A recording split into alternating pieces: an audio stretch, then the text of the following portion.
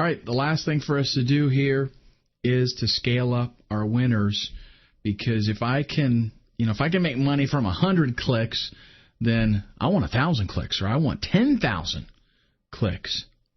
All that is left, all that's standing between you and that success is the traffic, and the same kind of traffic, which is very important to this. We don't just want to send, a ton of extra traffic. It needs to be the same kind that has been working up to this point.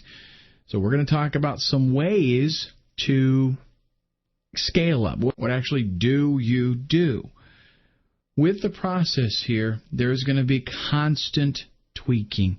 You're going to be dropping into your campaign, doing some tests, maybe change things on your landing page. Nothing, real drastic, just subtle things typically. But just try to get the most out of the system. And that's why it's one of the things I've been trying to hit home here is test. Test, track. That's what separates, the really good marketers from the people who want to be really good marketers, is the ability to test and track. For your first 30 days of your campaign, you want to watch that thing every 2 to 3 days, go in there and be tweaking it. If there's little things that you can do to just as a test, see if something works better, then you try it in that first 30 days, again, every couple of days. Monitor the campaign so that you know what's going on. You do this for a number of reasons.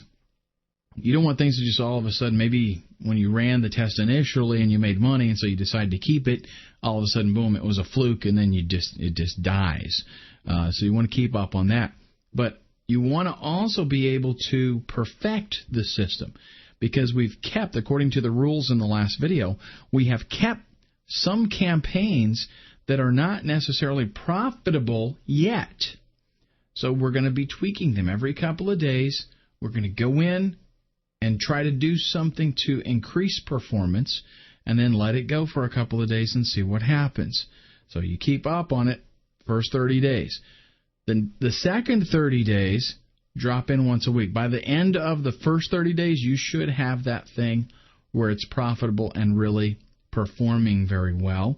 And after that, the second 30 days, you're going to just hop in once a week. And then after 60 days, I very rarely go in more than once a month, just to check up on things and see if there's anything, that's a little bit different. Remember, too, you want the same kind of traffic.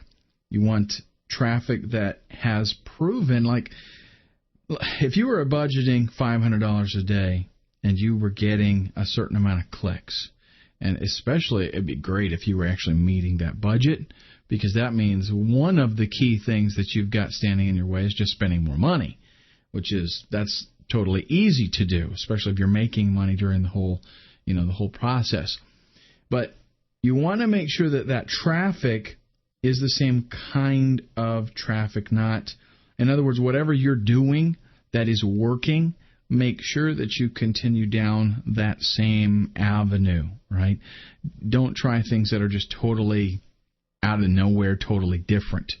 That doesn't mean you can't experiment with some new keywords, but just don't do anything, full scale. Always test and take slow little steps. But you do want to try more keywords. So expand on your keyword list. But you have to do this especially during that first 30 days so that you can try some keywords, see how they're working, see how they're performing, and you're doing the same kind of stuff that we did in the beginning. If there's keywords that are absolutely not converting, then we drop them.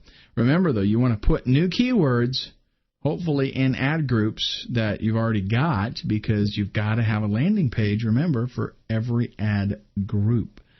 Okay? And we're going to find the most profitable keywords. Look for the keywords that don't perform. Look for the keywords that do perform. And by this, remember, we're following it all the way from Google, somebody typing it in, all the way to them clicking on the order button. We want to know which keywords go from Google, the search engine, all the way to buying. So which keywords are converting. And we focus on those keywords. Obviously, I'm going to be willing to spend more money on keywords that I know historically are performing and turning into actual sales. Clicks that don't convert drop. And what that means is somebody types in a keyword, and that's a keyword that you're bidding on, but nobody ever buys when they use that keyword. That means drop it. And there's lots of examples of this. For whatever reason, even keyword phrases that seem to be very similar, it's really weird. It is. I've looked at campaigns and I'm like, why does nobody ever buy from that keyword when it is so similar to another keyword that maybe even is performing really, really well? But it's just, I don't know, it's psychological or something. People that are searching for particular keyword phrases, they just don't end up purchasing. So it's really weird, but we don't have to figure it out. All we have to do is log into our campaign. We can see this keyword has sent us 500 clicks. Nobody ever bought. Nobody ever converted. Drop it. No point in bidding on that and paying all that money for no reason. Some other things. Consider the content network. This is another way to expand. Some marketers, I'll be honest, are a little scared of the content network. Not me, because you have to know how to play with the content network. Some of the tips there: start a new campaign that's only for the content network. In other words, you log into your Google AdWords account, start a brand new campaign. You can bring in all your keywords, all the keywords that you've ever found. That's fine. But you're going to turn off the search network for this new campaign. It's only going to be content. And then you're going to bid half of what you're bidding for keywords over on the search network. Okay, the traffic, you are going to get more traffic. You are going to get more exposure. But the traffic generally, I will admit, is not as laser targeted, and it doesn't usually convert as well. Okay, but you will get a lot more traffic. You might as well pay less for it since it doesn't convert very well. For those of you that don't know, the content network is if you go to a website and you see ads by Google, that's Google AdSense.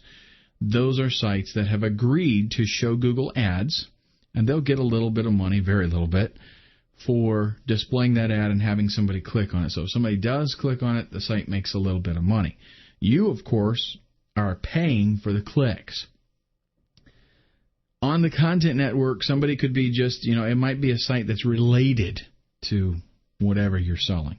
Whatever keywords you've bid on, that's going to cause the site to show up, or cause your ad to show up on that site, and somebody might go ahead and click on it. You want to make sure you got a separate campaign because it does affect your quality, the conversions, the number of clicks, all that kind of stuff. You don't want content and search in the same campaign, because the content network, the ads are going to show like a lot, like thousands and thousands of impressions, but not as many people are going to click on it. So it lowers your click-through rate, and the click-through rate is one of the quality factors that Google takes into consideration.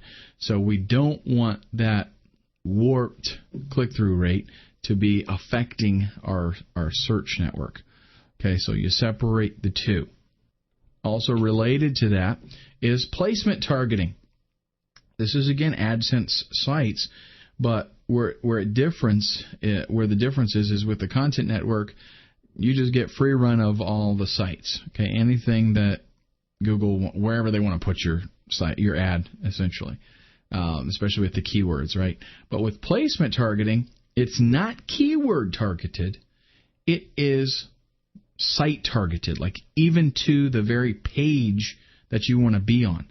So you can say, I want to go on this page, I want my ad to be there. And even if your ad or your product is not relevant, even if keywords do not matter one bit, quality score is not a factor, none of that, you're just picking a site where you want to be displayed, and your ad's going to show up there.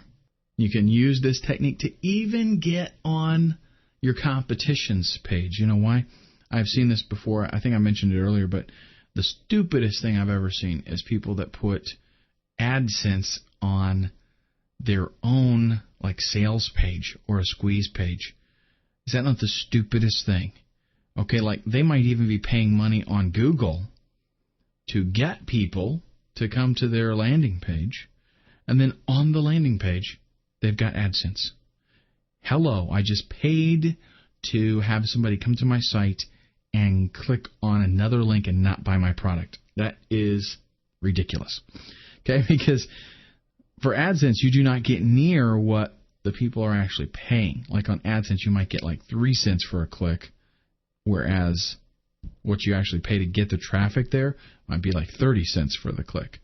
So doesn't make any sense. Don't ever do it, but you can get on your competitor site, because I've seen a lot of people that actually go out there and do it.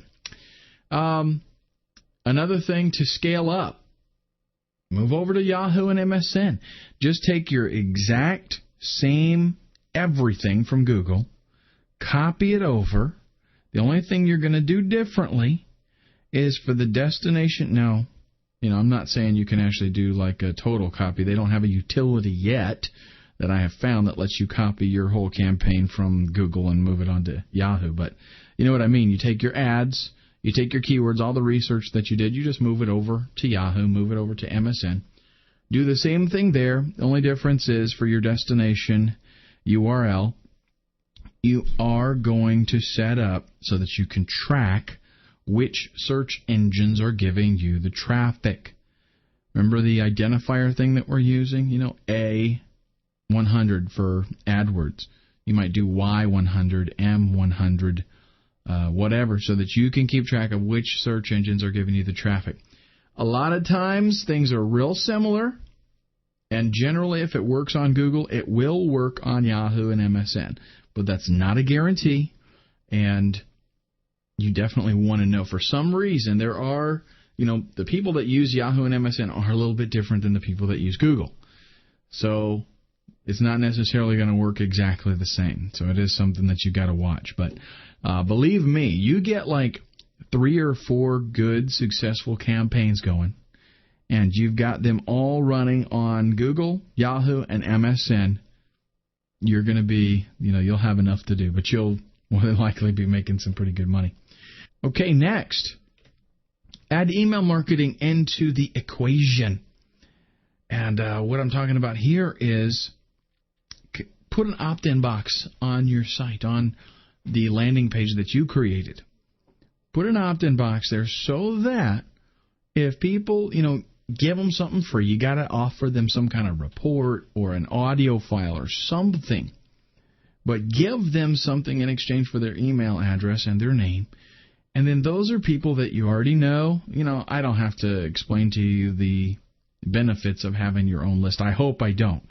But just for the sake, I will go through it real quickly. If somebody gives you their name and email address on a site, you know that they're interested in whatever that niche is and whatever that product is. Maybe they're not ready to buy that minute. Maybe they're a little bit skeptical. So if you start that, process of connecting with them and giving them information, helping them out, walking them through, then they're going to be a little bit more open to going ahead and purchasing through you. And especially, maybe they're not interested today. Or maybe they're broke today and they're not going to get paid until Friday. But if every couple of days you send them out an email through your autoresponder, maybe you'll get them the message on the day that, I got paid today and they reminded me of this product. I'm going to go check it out. Go ahead and buy it. So you're building your list and also at the same time increasing the amount of sales that you're getting. Because I'll tell you this, when I added this to one of my earlier campaigns, I was getting, I don't remember the exact conversion, but it was about like out of 100 people, I was getting 1 or 2 sales. And that was actually pretty decent, but I wanted to step it up a little bit. So when I added the opt-in, what that gave me was, after the fact, after they didn't purchase, a couple of days later, an email went out again, and it reminded them about the training that I had given them. I told them I'd give them like 4 free videos for their name and email address, so they got that. It reminded them about the training, and then a couple of days later, it reminded them again to check out the training. Then a couple of days later, I was like, if they haven't bought by now, I'm going to offer them the training for half price. So that increased my sales because people, A lot of people would buy right away when they come to the site. A lot of people would buy after they opted in and they got a reminder email. Not everybody, though. And then a lot of people would buy after they got the half-off offer. So I figured by then I might as well make a little bit of money back, so it offsets my ad spend. So that's a good way to do that.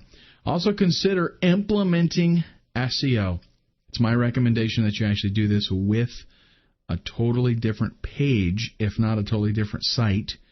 But same basic setup, but you want to optimize for those keywords that you're trying to bid on. That way you're going to get some organic, natural results. So when people go to Google, they do a search. It's not going to be just your ad that shows up.